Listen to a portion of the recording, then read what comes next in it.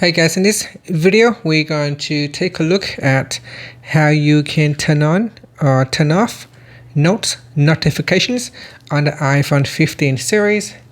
First, let's go back to the home screen by swiping up at the bottom of the screen.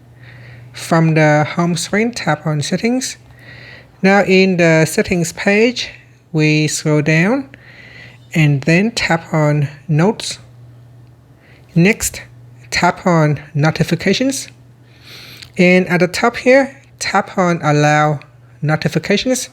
Tap on the toggle button to turn off or switch on notifications for notes.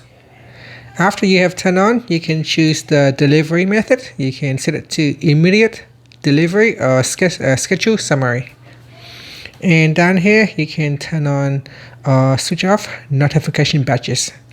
And finally, you can swipe up to go back to the home screen. Thank you for watching this video. Please like and subscribe to my channel for more videos.